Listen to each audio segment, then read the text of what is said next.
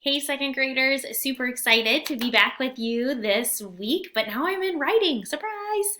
Writing is another one of my favorite areas to teach, specifically poetry. And what I love about this week and next week is that we're going to be writing about science and social studies pieces that inspire us to write poems. So today you're going to choose some inspiration for your poem. You can either choose a native Iowa plant, like we learned about earlier in the week, or choose something from your nature walk yesterday. For me, I'm choosing the coneflower, which is a native plant of Iowa, because my nature walk was tricky. I had to stay in my backyard here. The weather's not been great this week. So if it's the same for you, feel free to use any of the slides of the native plants, or if you're able to get outside, um, then that's awesome for you. It's just been raining whenever I've been trying to record. So let's quick review what poetry is, and then let's get started. So remember, poetry is the sound and meaning of words, and that's just combined to express our feelings and our thoughts and our ideas. Poets, that's you, choose their words very carefully.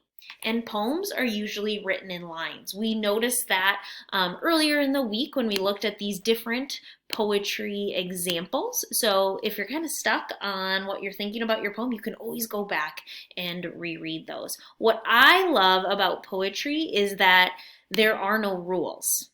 That's the best part about it all. So let's go ahead and get started. And I'm going to prompt you with some ideas. So it would probably be a good idea to grab your nature journal if you don't have it yet. And then you can start jotting down some ideas to help inspire you. So remember, first you need to choose your inspiration. I'm doing the coneflower, a native Iowa plant. And then go ahead and open to a blank page and let's just start brainstorming. I have lots of different types of journals. This is a journal that practices mindfulness, and there's some really cool prompts in here about how to inspire your writing for poetry. So we're going to use those today.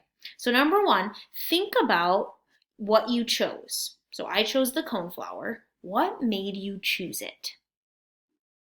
For me, I chose it because actually I took my senior picture in front of it. Oh my goodness, over 10 years ago, over 15 years ago.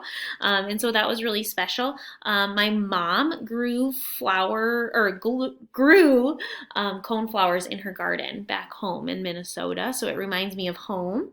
I also really loved the color of the coneflowers. It was like that deep pinky purple. I thought that just was really pretty, and I loved how vibrant the center was. And it reminds me of warm summer days. Those are all the things I wrote down in my journal. So if you need to pause the video, do that now and go back and write what just made you choose the plant that you chose. Okay? Next, look at the plant that you chose closely and study it. What do you like about it? And what don't you like about it? For me with the coneflower, I already talked about this a little bit, but I liked the color of the plant. I've smelled coneflowers before, and I really like the smell. And I like how they grow in bunches. I think that that's neat. It kind of reminds me of how families work together and grow together. So that's what I like about it. There really isn't anything I don't like about coneflowers. I think they're beautiful. Okay, number 3.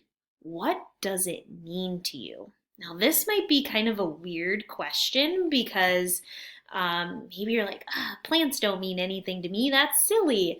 But just sit and think about it for a little bit. When I studied that coneflower, it really started to bring up positive memories for me. Like I said, it reminded me of back when I was in high school.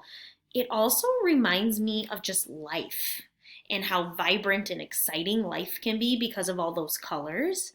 It also reminds me of growth because I know that coneflower had to start as a seed, and no matter how it started, whether it was through pollination or someone physically planted that coneflower had to grow up and dig through the dirt and now is out brightly shining in the sun. So it means growth to me. And it also means warmth. Like it just reminds me of summer, and I love that idea of those feelings. Okay, next, think about the emotions you have when you're looking at the plant that you chose. For me, some of the emotions I had, and you kind of just want to sit with them. Some of the positive emotions I had was joy, warmth, reflection or reflectiveness. It just reminds me of a lot of things. It also makes me feel really calm, but it also makes me feel really eager too. So I'm kind of bouncing around between that green zone and maybe even a little bit of that yellow zone, maybe some of the blue zone when I'm calm as well. So record the emotions that you have. Okay. And then last, I want you to think about where that plant has come from and what it's doing right now. I know I'm really pushing you, second graders, but listen to that question again. Think about where that plant has come from and what it's doing now. So for me, I thought about that coneflower. It probably came from a seed. And for me, I think about, wow, it really had to beat the odds to grow, right? When we learned about native plants in the beginning of the week, when you watched that video from Iowa State, they talked about how native plants are amazing.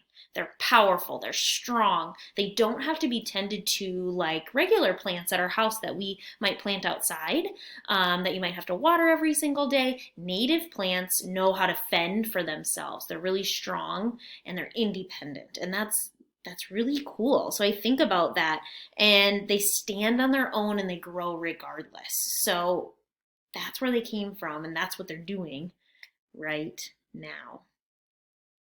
So friends, now after you had some time to think about your responses, make sure you record them in your journal. And then what you're going to do, just to get you started with writing your poem, is I want you to go back and think about your senses and record how it makes you feel. So I'm going back to that page where I recorded all my noticings about the coneflower. Like I talked about, I noticed it was soft looking. They look fuzzy. It looked like it was facing the sun. That was something I noticed. I noticed how vibrant it was. It also looked like it was blooming. Okay, and then I'm gonna record how that makes me feel. And for me, it makes me feel like home, and it feels warm. Those are some things I said multiple times. Okay. Now, second graders, your last thing that you need to do with all these ideas and your notes that you've had throughout the week, now you just get to jump right in to writing your poem. Remember, with writing poems, there really are no rules.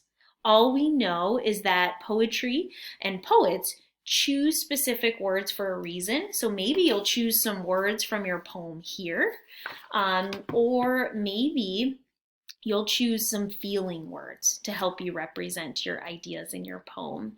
And we also know that poems, most of the time, are written in lines, but you can do it however you want. So I know this is going to push you and challenge you this week, but that's how we grow. So I'm challenging you, second graders, be brave, jump right in, think of the first word that comes to mind about the plant you chose, write it down, and get started on that poem. I will take a picture of the poem that I wrote and post it in the next slide, and I can't wait to see what you come up with. Have fun!